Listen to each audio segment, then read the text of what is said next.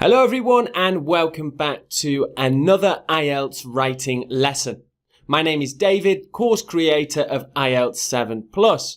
Check out the full course in the video description below. There's a load of IELTS lessons for all sections of the IELTS academic test there. Right, let's get on to this lesson. This lesson is all about the grammar that you will need for IELTS writing task 1. I'll be showing you some really useful sentence structures that you can practice with and use on the day of your test. I really suggest noting down a lot of the language and sentence types that I show you in this lesson and practice using them as much as you can. Now for a quick word on grammar. As we know from looking at the band descriptors, grammatical range and accuracy makes up 25% of your overall IELTS writing task 1 mark. However, grammar takes a long time to really improve accuracy and fluency. I can show you lots of tips during this video, but you're going to need to do a lot of other things to practice and improve your grammar. Here are 3 top tips that you can do alongside this course to help improve your overall grammar levels. But I will say again, it does take a really long time to build your accuracy and levels of fluency. So it's better to concentrate on things like structure and organisation for the IELTS writing test, because that's something that we can quickly understand and develop our abilities in. It's time that we moved on to our first set of sentence structures, and it's all about making comparisons. Here is a pie chart that I'll be using to describe and show you examples of the grammar that I would use to describe it.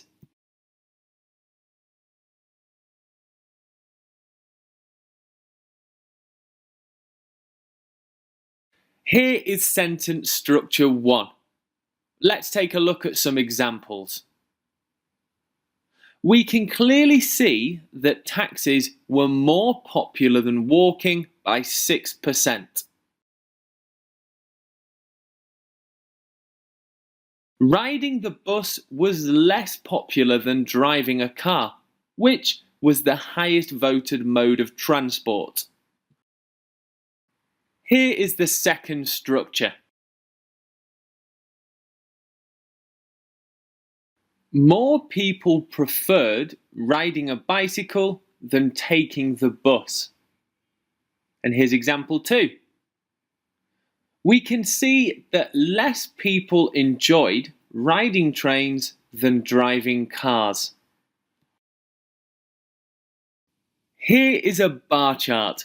I would like you to pause the video and, using the sentence structures I've shown you, try and create some sentences to report and make comparisons. Pause the video now and try your best. Okay, now you've tried that, here are my examples. So for number 1, I said, in both girls and boys, bike riding was more popular than skateboarding or rollerblading. And for the second sentence structure, more boys preferred playing computer games than girls of the same age. Now, there's lots of different information you could describe, so well done for trying that out. Now let's move on to our next section in this lesson. Apart from making comparisons, you will also need to describe trends, especially when it comes to charts and graphs. Here's a sentence structure that is super useful for you when describing trends. The structure here is there was plus an adjective and a noun, then in. Now, of course, for the adjective and noun, you can use a number of synonyms, but I'll show you a few examples now. From 2002 to 2004, there was a significant rise in enrolments to Course B. Significant could be replaced with words such as steep or rapid, and rise could easily be replaced with the synonym increase. Let's see our second example for describing trends. Here I will use the same sentence structure to describe a decrease in the trend. There was a sharp drop in student numbers for course B between 2002 and 2003. Again, these are only two examples using this sentence structure of trends that are easily identifiable on the example bar chart. I definitely advise you to write down these sentence structures with a few examples of your own, as in the test they will be super useful. Let's move on to the next section. Now we'll take a look at describing increases and decreases, and this is something that you will almost definitely have to do when reporting on IELTS Writing Task 1. The structure I'm going to show you is very simple, and that is a noun phrase followed by a verb and then an adverb. If you're not sure what a noun phrase is, the easiest way to explain it is a few words put together to form a name.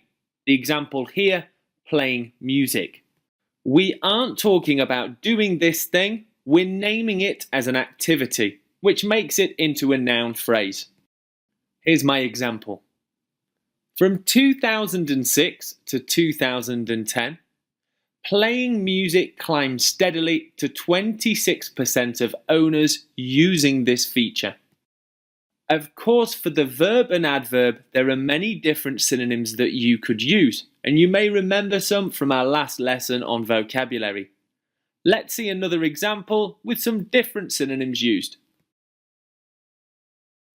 Playing games jumped sharply from 2006 to 2008. However, over the following 2 years, its overall use declined by 1%. This sentence structure of noun phrase, verb and adverb is really useful, and I'd like you to try and use it to describe this.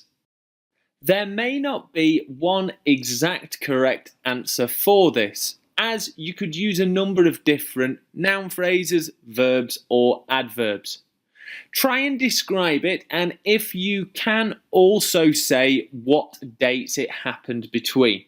Pause the video now and write your example sentence.